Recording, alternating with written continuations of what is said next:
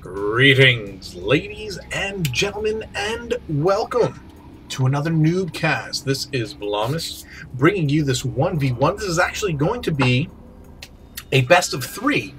A best of three? What is this? Like more pro stuff? No, it's not. But actually, and you're not going to know these players. I don't know these players. I've not watched these games. But someone I trust sent me these replays and said, you should... What? Okay. Well, they're playing around, these guys. All right. But this is Liquid Water, who is a mid-level GrandMasters. He's high up. He's like top. He's like 44, I think. When I looked, he's pretty high GrandMaster. And this is Endymion. Impendymion.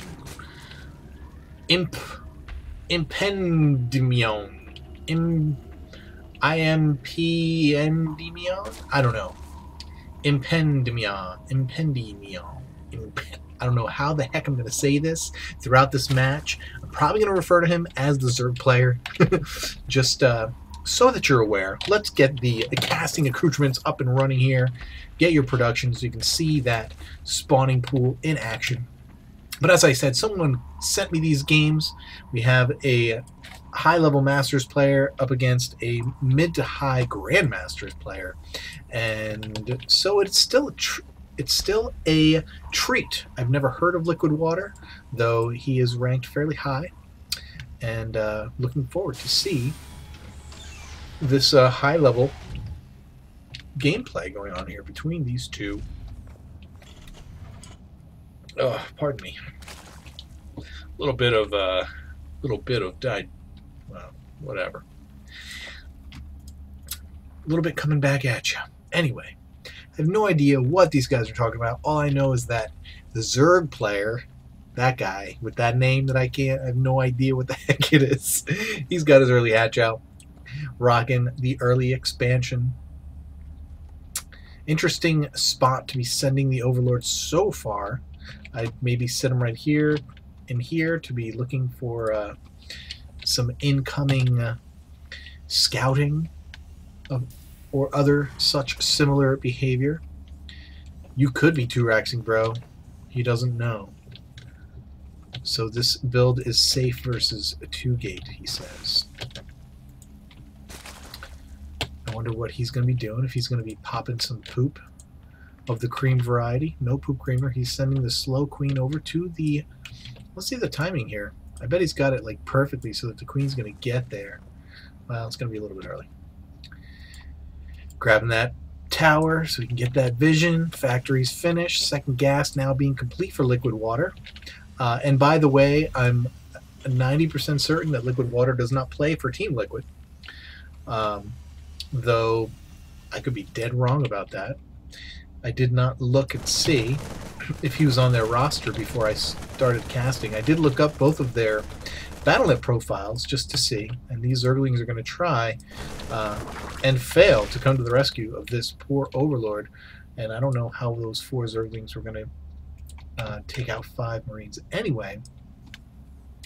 But these 4 Zerglings are going to come down here and poke.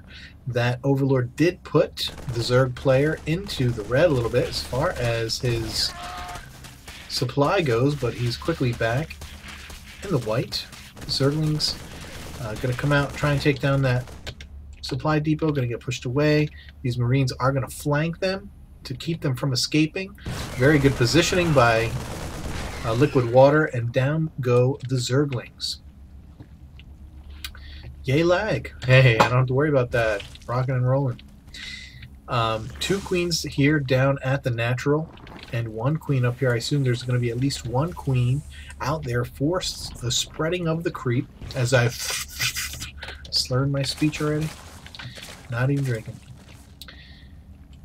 You got supply blocked? So he slit his wrists. Awesome. And the creep is bespreading. Not joining up the bases quite yet.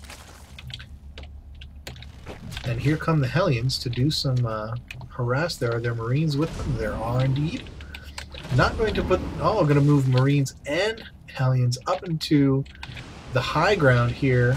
These Zerglings are going to have to move quickly to come up and get in the action. Hellions will be strong against the Zerglings. Looks like everybody's going to get out of dodge rather quickly. No damage taken. One more Overlord loss, which is going to, once again, food block Impendimion.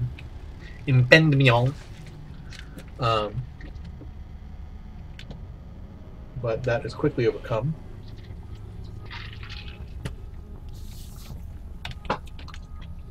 Zergling and Roach is moving out. Want to take that quick third for the Zerg player. Getting that layer tech down quite quickly. We do have Banshees with Cloak coming out for the Terran player. Let's check out his base. We have the Expansion Command Center down. Getting a... what is that? This is his second? Man, I'm having trouble with my S's tonight. I was actually debating between saying second and third, so... But it was his second barracks, and it looks like he's going to be swapping with something. Swapping with the Tech Lab, and then having gotten out his 2 Banshees, swapping with the Tech Lab, and I'm guessing going to be making a reactor on that starport for some more medevacs. However, I could be wrong. Do we have a drop up here? Appears as though we do. Here comes the drop. We have 2 Evo chambers going down. This drop should be, considering the position of the other units, should be very effective. Should get quite a few drone kills back here. Trying to move the guys out, but the Hellion is actually in the way. Gets a surround with the drones. Totally surrounded these units. Quick pickup with the medevac, and they are going to get out of there scot-free. It's a very difficult part of playing Zerg in this early game is the real lack of any anti-air early on. So drops you become really susceptible to. Obviously, these early Banshees that are somewhere on the map. Did they move out? Are they moving out? Did I completely miss the Banshee harass? Nope, here they come. And we're going to see that happen right now as we follow these Banshees into action. That medevac is moving all the way back down to the natural. Now, Zerg player already has vision. Cloak is on. And now the Zerg player is in trouble because these guys are going to do all kinds of damage. Everything's moving out of dodge. It looks like the Zerg player is going to immediately counterattack because it does not have the anti-air. Spore Crawler going down in the natural, and he is just going to go ahead and take out these queens. Overseer about to pop, and there it is. So the queens could turn around and fire, but they're not going to. Double vision now, and the Banshees are going to back out, almost losing 1 Banshee. Potentially could still... Yeah, oh no, he does take out the second queen. Now going after the Roach Warren. I'm waiting for this group to attack, to counterattack, but they have not done so yet. Third base pops up here for the Zerg player. And is he going to move out here? Is he going to move in? Another queen out. Banshee still harassing. Just waiting for the counter here with these Roaches and Banelings. But this Banshee's still doing lots and lots of damage. Does have the Overseer, could be pecking away with the Queen, but deciding against it. Very curious as to why he's not doing much. Transferring drones, and they're getting picked off. Looks like the Zerg player is... He just has a huge economic lead, however, in spite of all of the harassment here. Just 3 fully maxi saturated bases. Let me check the unit count. 63 drones. We check our income as well. The Zerg player has a huge... Well, those mules, man, I tell you. Without the mules, it's a huge lead. With the mules, it's nothing at all. Which has got to be somewhat disconcerting. I mean, I know it is for Zerg players in particular, but anybody, the fact that mules can give Protoss players such a gigantic economic advantage, pretty tough to overcome. But hey, instead of the counterattack, we are seeing a full mobilization of the Terran army, moving in to take the third. Roaches and banelings and roots, some infestors coming. Zerg player getting some. Are we going to see an immediate fungal on some of these marines? No, the infestor is going to try and get away. Oh, he does get a nice big fungal off, but it's not going to be enough. Several medevacs out here. More fungals going down should kill most of these marines, or at least really soften them up, and down they go. More marines chasing down the infestors over here. This third base does not look like it's going to last very long, and down goes the hatchery as liquid water is just taking it to this Zerg player. Very relentless. Look at the positioning on these tanks too, just able to get in range of everything there from the ramp. And here comes the counter, trying to come around the back with some roaches, trying to defend these infestors, which are so expensive. But then again, the tanks, man, keeping everything safe, keeping the back door safe so the counterattack can't come around and take out those units, and just demolishing that base. Perfect spotting for these tanks. And here come yet more, another tank and several infantry units coming in. What is the response? What can our Zerg player do? He's got a few infestors. He's got to be careful. Loses one. Does get a fungal off with it, though.